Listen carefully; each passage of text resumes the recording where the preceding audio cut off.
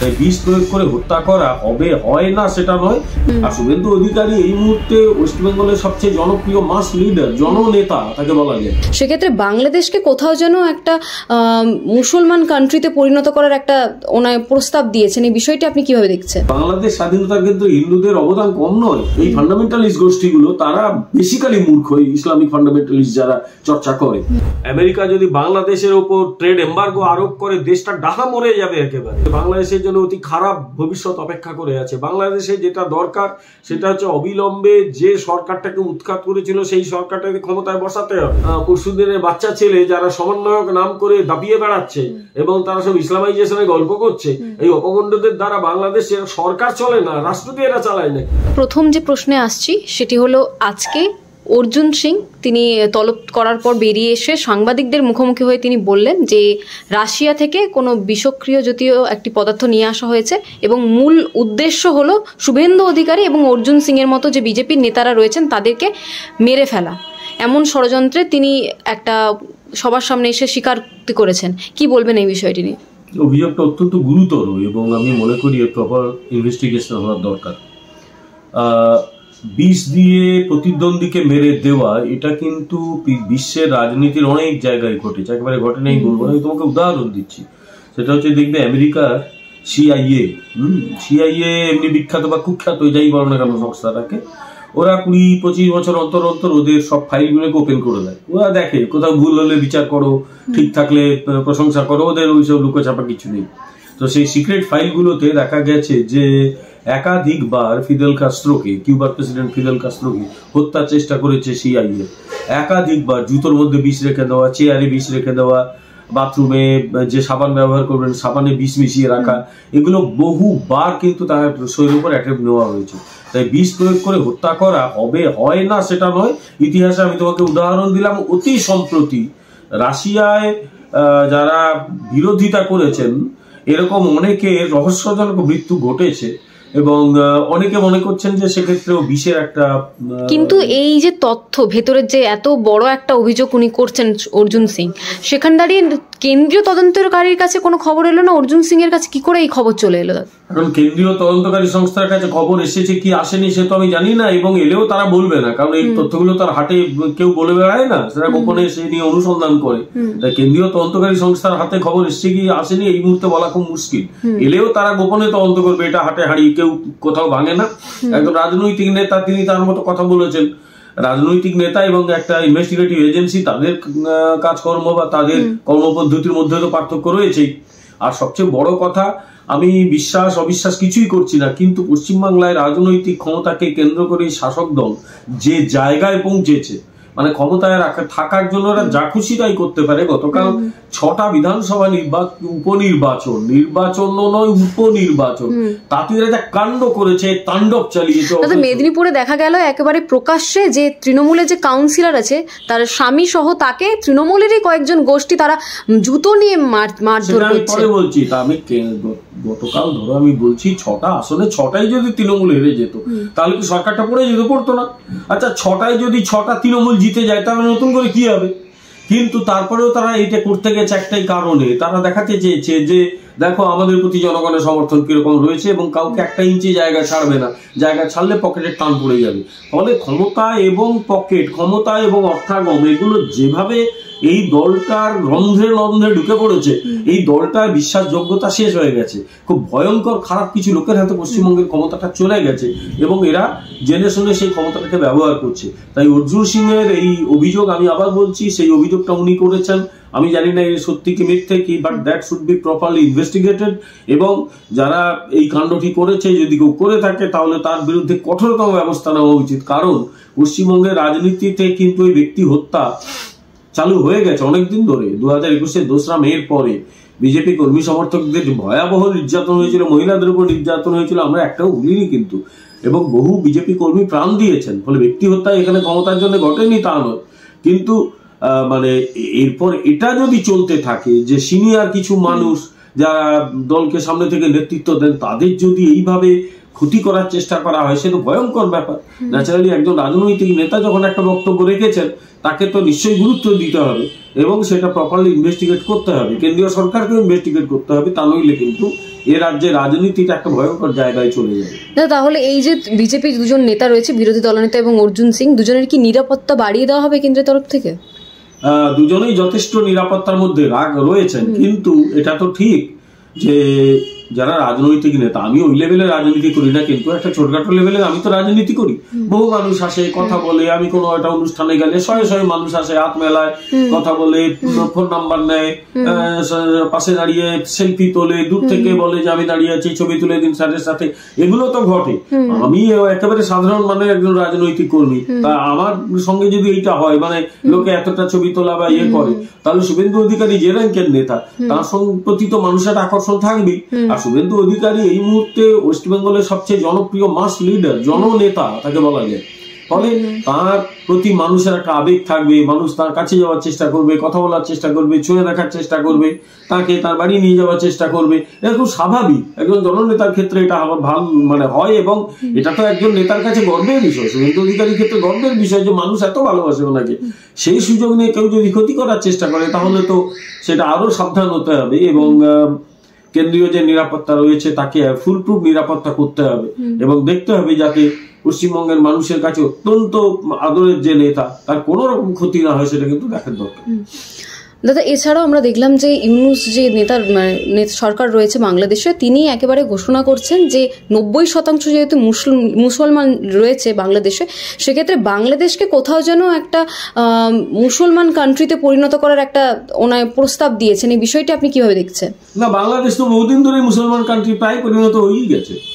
এটা তোমাকে বলি, 1971-72 সালে যখন বাংলাদেশ তৈরি হলো, তখন তার মূল যে ভাবনা ছিল সেটা হচ্ছে ধর্মনিরপেক্ষতা, এবং বাংলাদেশকে স্বাধীন করার জন্য সেখানে যে 30 লক্ষ মানুষ শহীদ হয়েছে তার অর্ধেকের বেশি হয়তো হিন্দু, বা 20 লক্ষই হয়তো হিন্দু।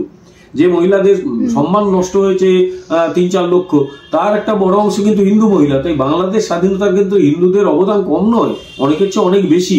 কিন্তু দেখা গেল 1975 সালে শেখ মুজিবুর রহমানকে হত্যা করার পরে যেভাবে ওখানে এই স্বৈরাচারী শক্তি জাঁকিয়ে বসলো, তারা প্রত্যেকে পাকিস্তানপন্থী এবং তারা কেউই একটা ধর্মনিরপেক্ষতা চায় না।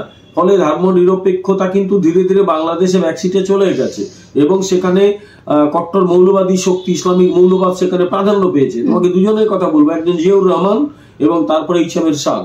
জিয়াউর রহমান এই ইসলামাইজেশনের কাজটা শুরু করে দিয়েছিলেন, আর এইচ.এম. এরশাদ তো বাংলাদেশকে ফর্মালি একটা ইসলামিক কান্ট্রিতে পরিণত করেছিলেন। কেবলমাত্র যখন আবার 15 বছরের জন্য শেখ হাসিনা ক্ষমতায় ছিলেন, তিনি চেষ্টা করেছিলেন যাতে ধর্মনিরপেক্ষতা সামান্য একটু টিকে থাকে। তাহলে পুরো পেরেছেন আমি বলবো না, কারণ সেখানে তারপরেও হিন্দুদের উপর অত্যাচার হয়েছে, হিন্দুদের সংখ্যা দিনের পর দিন কমে গেছে। তারপর ধরো আমরা দেখেছি যে বাংলাদেশে ওই হেফাজতে ইসলাম তারা জাঁকিয়ে বসেছে, মাদ্রাসায় যারা পড়াশোনা করেছে ওই সব খারিজি মাদ্রাসা, তাদের প্রশাসনের ভেতরে ঢোকার সুযোগ করে দিয়েছেন শেখ হাসিনা।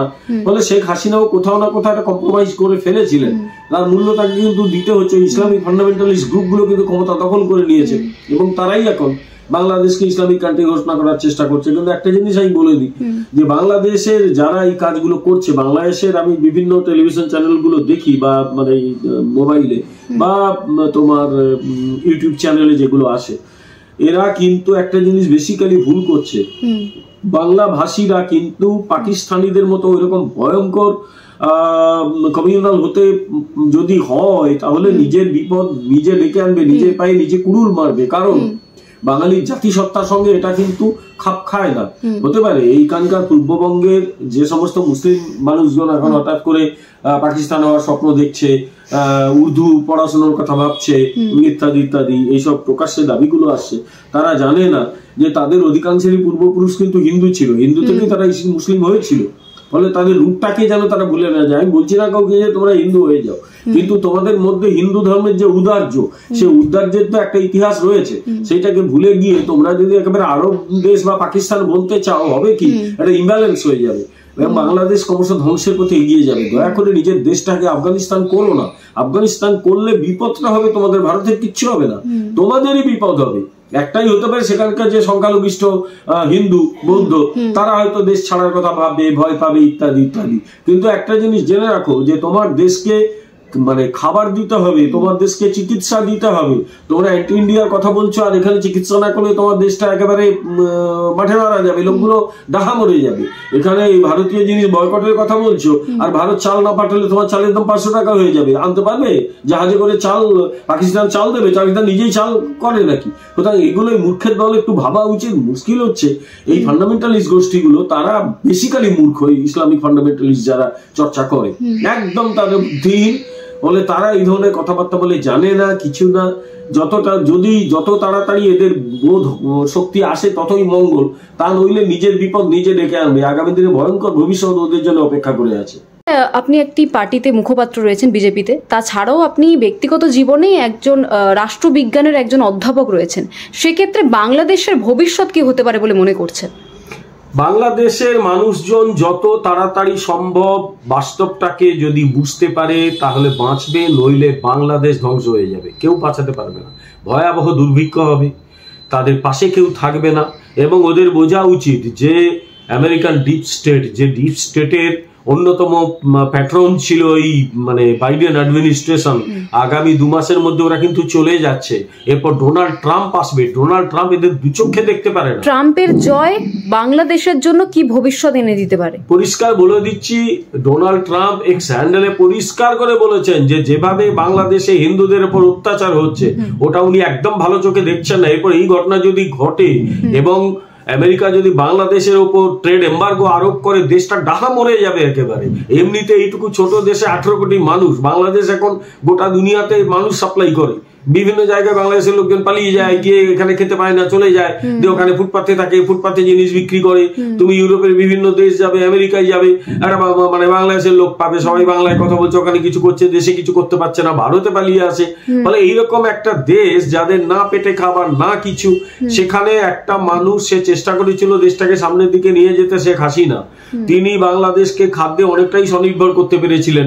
বাংলাদেশের যে ফরেন যে ডেট সেটাকে অনেকটা কমাতে পেরেছিলেন এবং দেশের অর্থনৈতিক উন্নতি দেখে বিশ্বব্যাংক এবং আন্তর্জাতিক অর্থ সংস্থা বাংলাদেশকে তারা কিন্তু মানে একেবারে এলডিসি মানে লিস্ট ডেভেলপড কান্ট্রি থেকে তারা ডেভেলপিং কান্ট্রিতে একটা মর্যাদা দিয়েছিল যে দেশটা এবার উন্নতি করছে আর অতি অনুন্নত দেশ নয়। গোটা সিস্টেমটাকে এরা তছনছ করে দিল এই ছাত্র নামধারী কিছু নেতা। ওরা কি ছাত্র আমি বুঝি না, কিন্তু পরিষ্কার বোঝাই যায় যে তারা ক্ষমতার জন্য এরকম করছে। ক্ষমতা গাড়ি, এখন কোনো ছাত্র নেতাকে উপদেষ্টা করলে বাকিরা খেপে গিয়ে তেড়ে যাচ্ছে, মারপিট হচ্ছে। আর শেখ হাসিনা কে ওরা ভাবছে দেশে নিয়ে গিয়ে বিচার করবে, ওরা স্বপ্ন দেখছে আর কি। আমি পরিষ্কার বলে দিচ্ছি যে বাংলাদেশের জন্য অতি খারাপ ভবিষ্যৎ অপেক্ষা করে আছে। বাংলাদেশে যেটা দরকার সেটা হচ্ছে অবিলম্বে যে সরকারটাকে উৎখাত করেছিল সেই সরকারটাকে ক্ষমতায় বসাতে হবে, কারণ ওদের আইনে এই ধরনের তত্ত্বাবধায়ক সরকারের কোনো নিয়ম নেই, ওদের সংবিধানে নেই। বাংলাদেশের সংবিধানে কিছু অংশ আমাদের ক্লাসে ছেলেমেয়েদের পড়াতে হয়, এইসব ফালতু জিনিস নেই। এরা যারা করছে ঘোরতর বেআইনি কাজ করছে এবং যার জন্য এদের যাবজ্জীবন জেল বা অনেক কিছু করতে পারে আগামী দিনে যদি হাসিনা ক্ষমতায় আসে। আরেকটা কথা হচ্ছে শেখ হাসিনা ক্ষমতায় আসার পরে বলা যেতে পারে যে ঠিক আছে আপনি ক্ষমতায় আগে বসুন, তারপরে একটা নিরপেক্ষ নির্বাচন হোক, এটা যদি কেউ দাবি করে তবু ঠিক আছে, কিন্তু প্রথমে শেখ হাসিনাকে ক্ষমতায় অধিষ্ঠিত করতে হবে, তারপরে বাংলাদেশে গণতান্ত্রিক প্রক্রিয়া আবার রোল করতে শুরু করবে। এই মানে মোহাম্মদ ইউনূসের মতো অপদার্থ এবং এই কিছু পরশুদিনের বাচ্চা ছেলে যারা সমন্বয়ক নাম করে দাপিয়ে বেড়াচ্ছে এবং তারা সব ইসলামাইজেশনের গল্প করছে, এই অপগণ্ডদের দ্বারা বাংলাদেশের সরকার চলে না, রাষ্ট্র দিয়ে এরা চালায় নাকি? মূর্খের দল রাষ্ট্র চালাতে পারে? ছাগলকে দিয়ে ধানের চাষ হয় নাকি? বাংলাদেশে সেটাই চলছে, ছাগলটা ধানের চাষ করছে। ফলে এটা একটা অত্যন্ত বাজে ব্যাপার। এগুলো এই প্রত্যেকটা কথা আমি আমার ব্যক্তিগত স্তরে বলছি, এটা আমার দলের কোনো মুখপাত্র হিসেবে বলছি না, প্রথমে বলে নেওয়াটা ভালো। আমি একজন রাষ্ট্রবিজ্ঞানের অধ্যাপক হিসেবেই কথাগুলো বলছি, আমার দলের কোনো মতামতের মধ্যে প্রতিফলন ঘটেনি, দল তার নিজের মতো করে বলবে। আমি অ্যানালিসিস করে এই কথা বলছি যে রাষ্ট্র পরিচালনা, সরকার পরিচালনা এত সহজ ব্যাপার নয়। এরা ভেবে নিয়েছে যে সরকার পরিচালনা বোধহয় ওদের ওই ঢাকার ময়দানে মারপিট করার মতো ব্যাপার আর কি, যা আবার তাই হয়েছে। ফলে যত তাড়াতাড়ি এদের ক্ষমতায় সরিয়ে শেখ হাসিনাকে ক্ষমতায় বসানো যায় আমার মনে হয় তত তাড়াতাড়ি মঙ্গল। বাংলাদেশের যে সাধারণ মানুষ রয়েছে তাদের মধ্যে কি কোথাও শিক্ষার অভাব রয়েছে যে কারণে আজকে বাংলাদেশের এই পরিণতি বলে মনে করছেন? একটা কথা বলি, বাংলাদেশে শিক্ষার যে বিরাট অভাব আছে সেটা আমি বলবো না, কারণ বিগত প্রায় 20 বছরে শিক্ষাক্ষেত্রে বা অন্যান্য সোশ্যাল ডেভেলপমেন্টে যে ইয়ার্সটিকে বাংলাদেশ ভালো জায়গায় রয়েছে, একদম উড়িয়ে দেওয়া যায় না, বাংলাদেশ ভালো জায়গায় রয়েছে।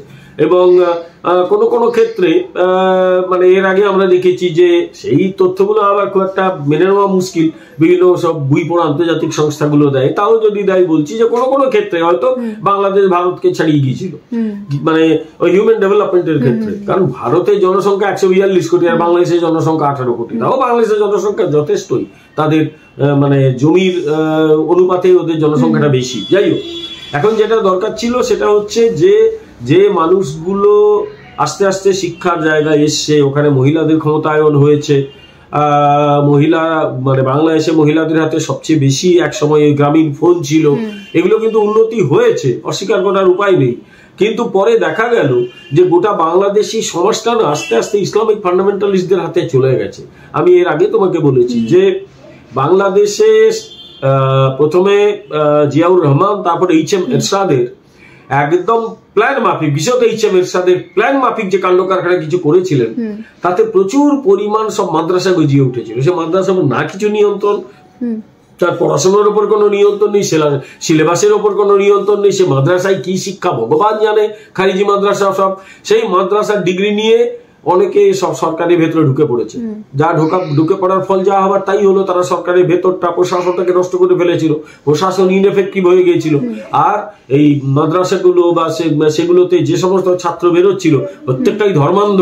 তারা মনে করে মহিলারা ঘরের বাইরে বেরোবে না, মহিলারা একদম গোটা মাথা থেকে পা অব্দি ঢেকে ঢেকে বেরোবে, মহিলারা কাজ করবে না, সমস্ত ওদের ক্ষোভ আক্রোশ মহিলাদের উপরে। মানে বাংলাদেশ হলে তুমি আর তালিবান শাসন, তুমি আর তাহলে বাংলাদেশ হলে সাংবাদিকতা করতে পারবে না, মাথায় একদম বোরখা নিয়ে তোমাকে ঘুরে বেড়াতে হবে।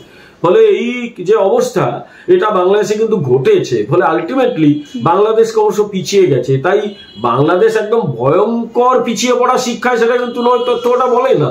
কিন্তু এই যে ইসলামাইজেশন এবং এই মাদ্রাসা শিক্ষার যে প্রভাব, কুপ্রভাব, সেটা বাংলাদেশকে একেবারে কুড়িয়ে কুড়িয়ে খাচ্ছে, ধ্বংস করে দিচ্ছে।